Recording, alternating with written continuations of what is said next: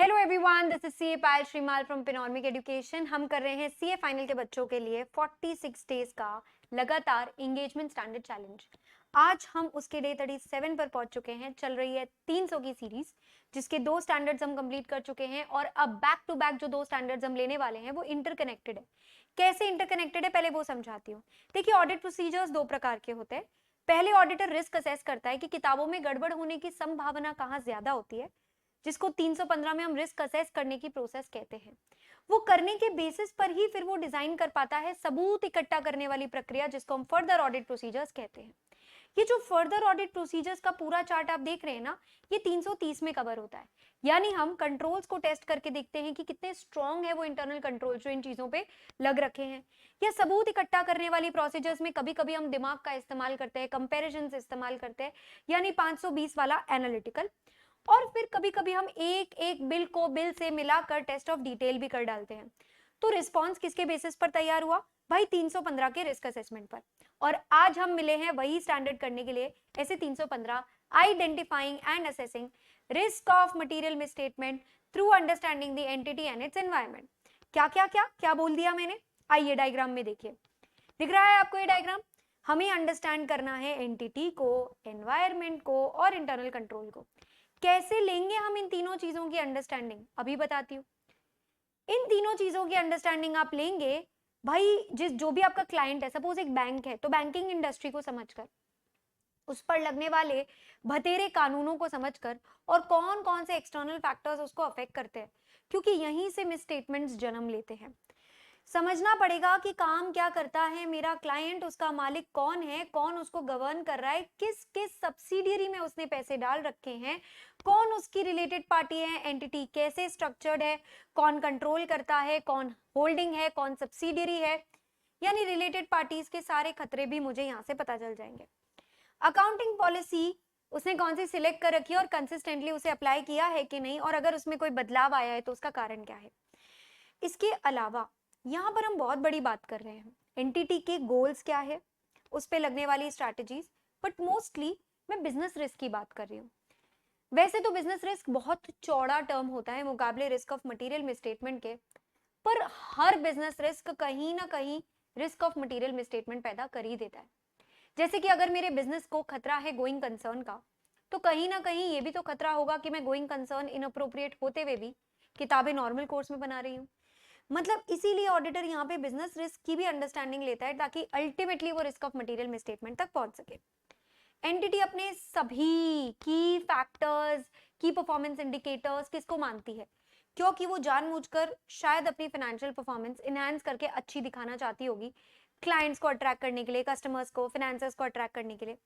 तो ये सब की अंडरस्टैंडिंग ऑडिटर लेगा। पर ये तीनों चीजों की अंडरस्टैंडिंग लेकर के फायदा क्या हुआ?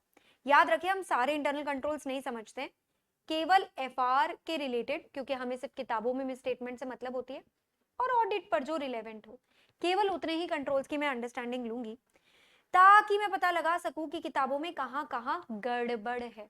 अब risk of material misstatement, misstatement मतलब गलती, APCD, अमाउंट, प्रेजेंटेशन, क्लासिफिकेशन या डिस्क्लोजर में गलती, वो भी मटीरियल।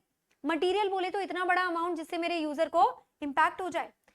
ये जानबूझ करके भी हो सकती है या एरर की वजह से भी हो सकती है, और ये 2 लेवल्स पर हो सकती है, एक एफएस लेवल और एक असर्शन लेवल। एफएस लेवल मतलब पूरे फाइनेंशियल्स परवेसिवली फैली हुई गलती को कहते हैं ये। अब बच्चों, असर्शन लेवल का मीनिंग बताइए जरा फटाफट, क्या दिख रहा है आपको? ए बी सी और डी, फुल फॉर्म बोलो। A B is account balance, C is class of transaction, D is disclosure. Account balance balance sheet के आइटम्स होते हैं, क्लास ऑफ ट्रांजैक्शन पीएनएल के आइटम्स होते हैं, और डिस्क्लोजर नोट्स टू अकाउंट्स के ट्रांजैक्शंस होते हैं। एग्जैक्टली वही चीज मैंने यहाँ पे कर रखी है, दिख रहा है आपको? दिखाइए आपको। ओके, एक एग्जांपल बता देती हूँ मैं आपको। जैसे land, land is an account balance, क्योंकि ये बैलेंस शीट में होता है, और इसके रिलेटेड मुझे कुछ असर्शंस चेक करने पड़ेंगे, क्योंकि मैं असर्शन लेवल की गलती देख रही हूँ। 4 असर्शन होते हैं बैलेंस शीट आइटम के। क्या दिख रहा है? RECV। RECV का फुल फॉर्म होता है राइट एग्जिस्टेंस कंप्लीटनेस वैल्यूएशन। मैं देखना चाहती हूँ क्या ये जमीन राइट मेरी है। एग्जिस्टेंस, क्या ये जमीन है, यानी तू है कि नहीं, और तू मेरी है कि नहीं।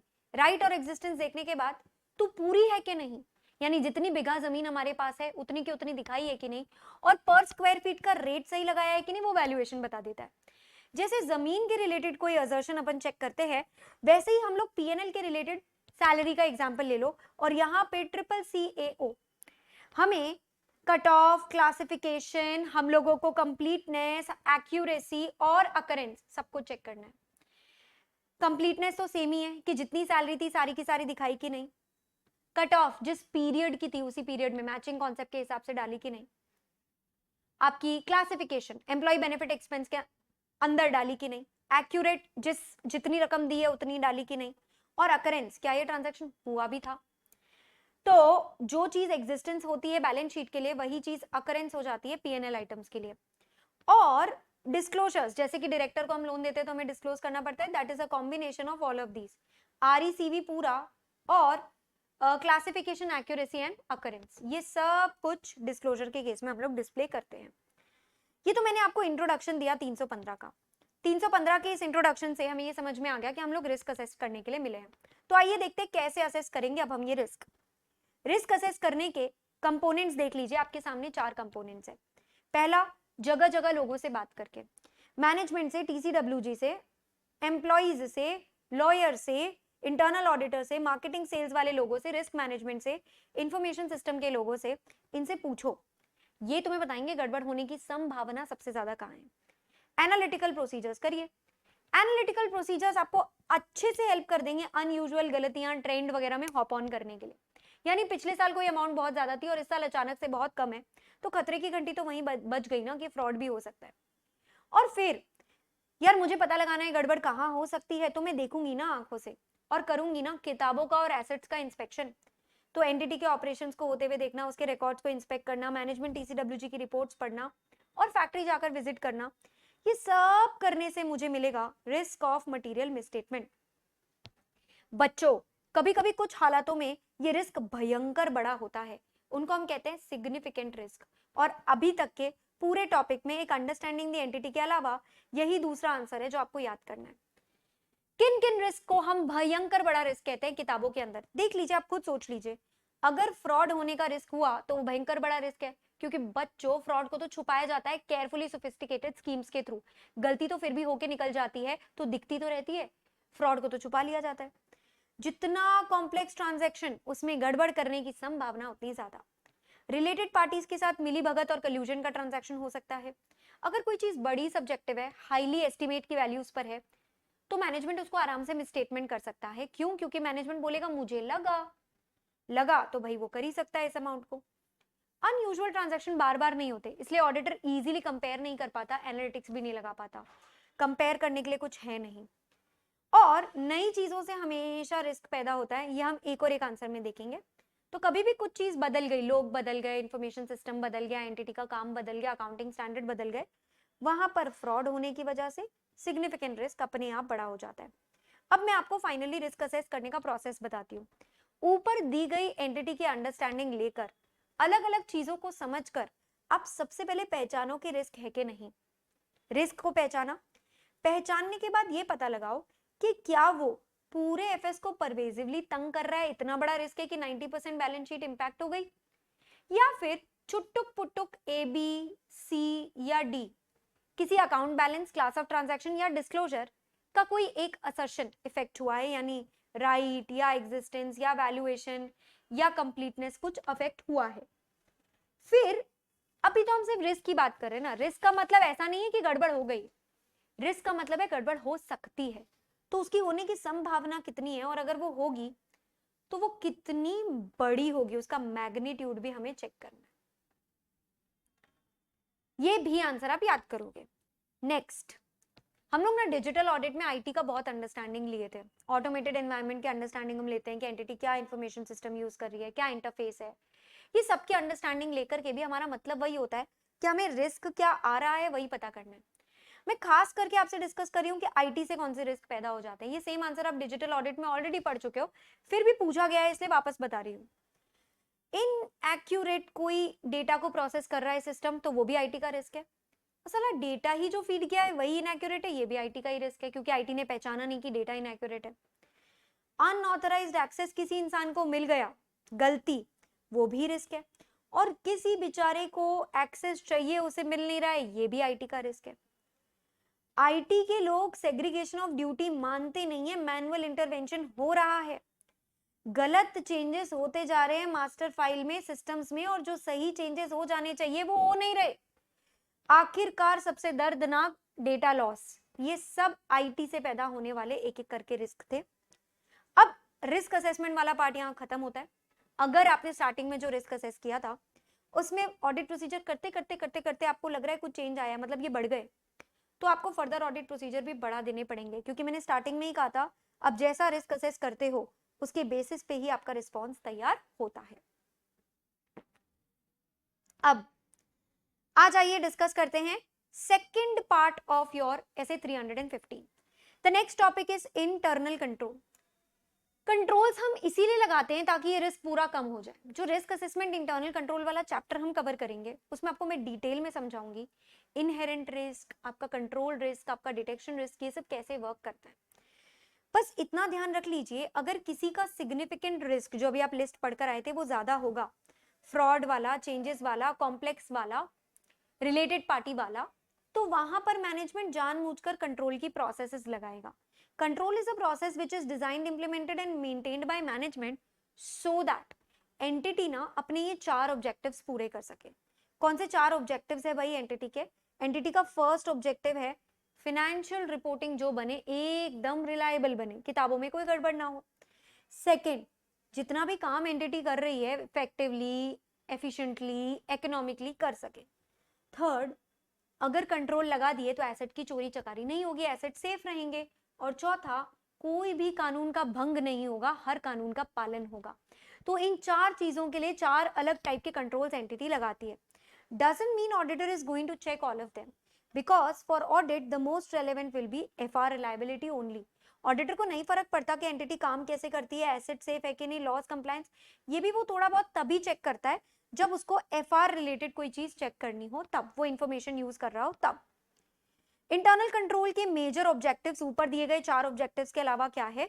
हम चाहते हैं जितने भी ट्रांजैक्शंस हैं वो सब पूछकर हो, गलती से कुछ भी ना हो जाए, आर्बिट्ररीली कुछ भी ना हो जाए, सही अमाउंट रिकॉर्ड हो, सही अकाउंटिंग पीरियड में रिकॉर्ड हो, सभी एसेट सेफ रहे और एसेट की रिकंसिलिएशन समय समय पर होती रहे। अब मैं आपको सिखाती हूँ इंटरनल कंट्रोल के 5 components. It's a very very important answer जहाँ पे हम लोग कंपोनेंट्स के डिस्कशन करने वाले हैं। इंटरनल कंट्रोल को हम 5 पार्ट में डिवाइड कर सकते हैं। आइए मैं पांचों कंपोनेंट्स आपको बताती हूँ। So there are 5 components of internal control. First is control environment, second is information system, third is risk assessment process, fourth control activities and fifth monitoring. ये 5 मिलाकर पूरा इंटरनल कंट्रोल बनता है। सबसे पहले कोई भी कंट्रोल अपने एनवायरनमेंट से बनता है। अगर मैं आपको कंट्रोल एनवायरनमेंट इमेजिन करने कहूं तो please imagine a group of people sitting and we are talking about none other than management and TCWG. Control environment अपने लोगों से बनता है, इसमें टीसीडब्ल्यूजी और मैनेजमेंट इन्वॉल्व होते हैं, उनके एटीट्यूड, अवेयरनेस और एक्शन की बातें होती है, और जितना स्ट्रॉन्ग आपका कंट्रोल एनवायरनमेंट होगा वही पूरी टोन सेट कर देगा बची हुई ऑर्गेनाइजेशन के लिए। हमें तो ये देखना है कि क्या मैनेजमेंट ने ऑर्गेनाइजेशन में एक ऑनेस्ट और एथिकल माहौल बनाया है कि नहीं। अगर कंट्रोल्स ही स्ट्रॉन्ग होंगे, मैनेजमेंट ही ऐसा सोचेगा, तो गड़बड़ होने की संभावना ही खत्म हो जाएगी।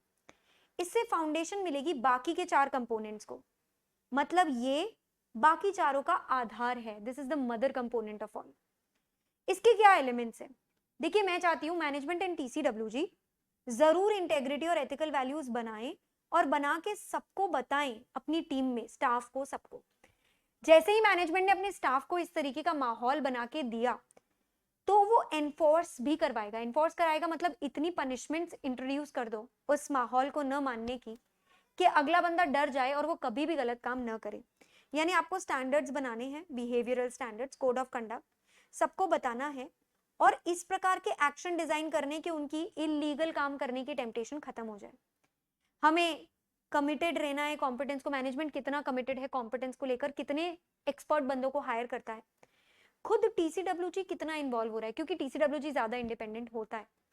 अगर टीसीडब्ल्यूजी मैनेजमेंट से इंडिपेंडेंट है उतना ज्यादा कंट्रोल एनवायरनमेंट स्ट्रांग होगा। जितना एक्सपीरियंस्ड टीसीडब्ल्यूजी होगा उतना कंट्रोल एनवायरनमेंट बेटर होगा, और जितने इन्वॉल्व्ड टीसीडब्ल्यूजी रहेंगे ऑर्गेनाइजेशन में, गड़बड़ होने की संभावना उतनी कम रहेगी। फिर मैनेजमेंट की फिलॉसफी और ऑपरेटिंग स्टाइल कैसा है, रिस्क को लेकर एपेटाइट वगैरह, और ये लोग आपस में काम कैसे बांटते हैं, authority, responsibility, lines of reporting, who reports to whom. फिर एचआर की policy, recruitment, training, promotion, compensation जितनी अच्छी होगी, उतने अच्छे लोग, और जितने अच्छे लोग उतना अच्छा एनवायरनमेंट, तो उतने ही बाकी के कंट्रोल्स बहुत अच्छे से काम करेंगे। मैं ये नहीं कहती हूँ कि टॉप कंट्रोल एनवायरनमेंट ही अच्छा होगा तो ही पूरी ऑर्गेनाइजेशन में फ्रॉड होना खत्म हो गया, पर निश्चित सी बात है कि कंट्रोल एनवायरनमेंट स्ट्रांग होने पर आपके बाकी के कंपोनेंट ज्यादा अच्छे काम डेफिनेटली करेंगे, and it will help.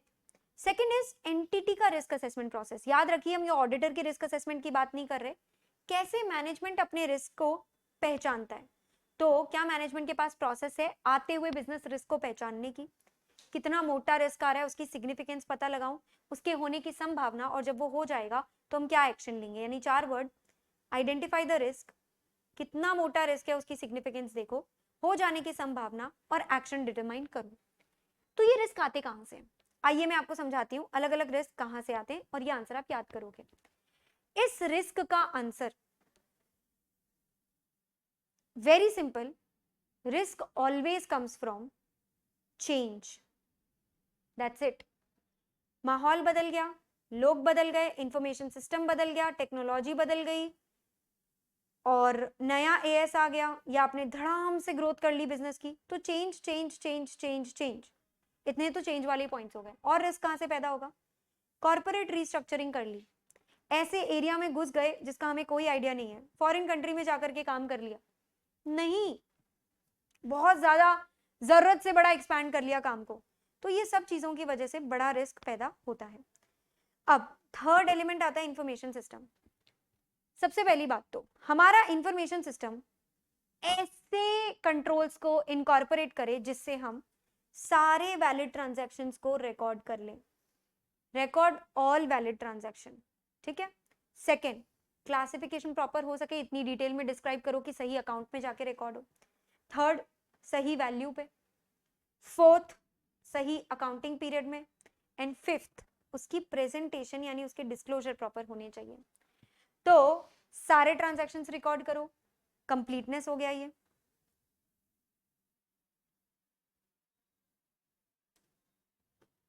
Classification already देख लिया आपने, वैल्यूएशन हो गया ये, सही अकाउंटिंग पीरियड में हो, कट ऑफ हो गया ये, और सारे डिस्क्लोजर्स प्रॉपरली प्रेजेंटेशन हो गए, ये प्रेजेंटेशन एंड क्लासिफिकेशन। तो इस तरीके से हमारे मेथड्स एंड सिस्टम्स होने चाहिए। Information system which are relevant to FR, उसमें कौन कौन से प्रोसेस होते हैं? ऐसे प्रोसीजर्स जो किसी भी ट्रांजैक्शन को इनिशिएट करने से, रिकॉर्ड करने से, प्रोसेस करने तक सब कुछ हो, इनकरेक्ट प्रोसेसिंग को सॉल्व करे, मैनेजमेंट कंट्रोल्स, खुद के बनाए हुए कंट्रोल्स को ओवरराइड ना कर सके, ऐसा काम हो, सिस्टम से लेजर में डालना, एंड इंफॉर्मेशन सिस्टम या ट्रांजैक्शन को होते ही कैप्चर कर लेना, इस टाइप के सारे कंट्रोल्स उसमें मौजूद होने चाहिए। अब finally fourth leg of your control in overall internal control के कंपोनेंट्स में आता है कंट्रोल एक्टिविटीज। टोटल 5 चीजें होती है उसमें, जिसमें आपकी किताब में ऑथराइजेशन मिसिंग है। तो कंट्रोल एक्टिविटीज क्या है? ये अलग अलग इंटरनल कंट्रोल्स के एग्जांपल्स हो गए, जैसे कि कोई भी काम हो तो ऑथराइज होकर हो, कोई एक सीनियर जूनियर के काम को ऑथराइज करे। फिर परफॉर्मेंस रिव्यूज, बजट से एक्चुअल को कंपेयर करना, एक ही काम दूसरे इंसान चेक करे, वो सब चीजें आ गई। इंफॉर्मेशन ढंग से प्रोसेस हो, यानी एक्यूरेट चीजें, प्रोग्राम अगर चेंज हो तो एंट्री बराबर जाए। फिजिकल कंट्रोल, ताले लगा देना, कैमरा लगा देना, वॉचमैन बिठा देना, ये सारी चीजें। एंड सेग्रीगेशन ऑफ ड्यूटी, कोई भी एक काम बुक में रिकॉर्ड कोई और करेगा तो प्रैक्टिकली कस्टडी किसी और के पास होगी एसेट्स की। एक ही इंसान के पास एसेट और उसकी किताब दोनों नहीं हो सकता। फाइनली ये जो कंट्रोल्स हमने बना के लगा तो दिए, लेकिन इनको मॉनिटर भी तो करते रहना होगा। मॉनिटर करते रहना होगा मतलब हमें ढंग से देखना है कि सारी की सारी ऊपर दी गई चीजें ढंग से चल तो रही है ना। हम इनकी इफेक्टिवनेस को एसेस करेंगे और टाइमली रेमेडियल एक्शंस लेंगे। ये करने के 2 तरीके हो सकते हैं, ऑनगोइंग एक्टिविटी के अंदर ही आप चेकिंग कर लो, या आप सेपरेटली जाके इवैल्यूएशन करो। नाउ इसके बारे में आपको पता कैसे चलेगा कि कंट्रोल्स में कुछ कमी है? पता चलने का जनरली कंप्लेन से ही पता चलता है, या तो कस्टमर कंप्लेन कर रहा होता है या रेगुलेटर कोई मेल आपको कर देगा कि आप कुछ कुछ गड़बड़ कर रहे हो। अगर इंटरनल कंट्रोल में कोई भी वीकनेस मिल जाती है तो हमें 265 में डेफिशिएंसीज कम्युनिकेट करनी होती है मैनेजमेंट को, और सिग्निफिकेंट डेफिशिएंसीज कम्युनिकेट करनी होती है टीसीडब्ल्यूजी को। अब मैं आपको बता दूं, इंटरनल कंट्रोल इतने दूध के धुले नहीं होते। इंटरनल कंट्रोल में खुद में कुछ इनहेरेंट कमियां होती है, जैसे कि 80% कंट्रोल्स में be in a smaller entity is by human and to err is to human. गलती करना तो इंसान का नेचर है, तो ह्यूमन एरर हो सकता है, केयरलेसनेस, मिस्टेक, डिस्ट्रैक्शन, ये सब कुछ। इंटरनल कंट्रोल कभी भी अनयूजुअल नेचर वाली चीजों को पकड़ने के लिए नहीं बने होते हैं। मतलब आपको ताले वैसे ही मिलते हैं जिस प्रकार की जनरली चोरियां होती है। अगर कोई यूनिक टाइप की चोरी आई तो उस यूनिक टाइप के ताले को बनने में समय लगेगा, तब तक तो वो कांड हो जाएगा। तो इंटरनल कंट्रोल हमेशा अनयूजुअल चीजों को नहीं पकड़ पाएगा। 30,000 का सामान बचाने के लिए 50,000 की तिजोरी खरीदना बेवकूफी होगी। तो मैनेजमेंट हमेशा कॉस्ट बेनिफिट एनालिसिस जरूर देखता है कि कंट्रोल फायदे से ज्यादा महंगा ना पड़ जाए। कलूजन यानी मिलावट, दो लोग अगर मिल गए तो सेग्रीगेशन ऑफ ड्यूटी भी कुछ नहीं कर पाएगा। मैनेजमेंट अगर खुद के ही लगाए हुए कंट्रोल्स को ओवरराइड कर सकता है तो फिर फायदा क्या रहा। और मैनेजमेंट तो खुद ही एस्टिमेट्स वगैरह का मैनिपुलेशन कर ही सकता है। तो एफआर का नेचर ही ऐसा है कभी कभी कि कंट्रोल भी कुछ नहीं कर सकते उसके आगे। फाइनली इस पूरे स्टैंडर्ड में रिस्क को लेकर हम क्या क्या डॉक्यूमेंट करेंगे, तो देखो बहुत ही शुरुआत में ऐसा होता है, इंगेजमेंट टीम आपस में ही बैठ के नक्की कर लेती है रिस्क कहाँ ज्यादा होगा और मोटे मोटे फैसले ले लेती है कि ऑडिट प्रोसीजर्स कहाँ ज्यादा करने हैं। इसको हम डॉक्यूमेंट करेंगे। जो भी एंटिटी की एनवायरमेंट की इंटरनल कंट्रोल की अंडरस्टैंडिंग ली थी उसको हम लोग डॉक्यूमेंट करेंगे। इंफॉर्मेशन के सोर्स को, रिस्क असेसमेंट प्रोसेस फिर जो किए थे उनको डॉक्यूमेंट करेंगे। मिली हुई गलतियां पूरे एफएस को अफेक्ट करती है या असर्शन लेवल को अफेक्ट करती है, दोनों को रिकॉर्ड करेंगे। और जो भी रिस्क आए उसके रिलेटेड जो भी कंट्रोल्स हमने देखे सबको हम डॉक्यूमेंट करेंगे। इसके साथ हमारा 315 यहाँ पे खत्म होता है। इसका जो सिस्टर स्टैंडर्ड है ऐसे 330, इसको हम कल करेंगे हमारे नेक्स्ट स्टैंडर्ड डेट पर।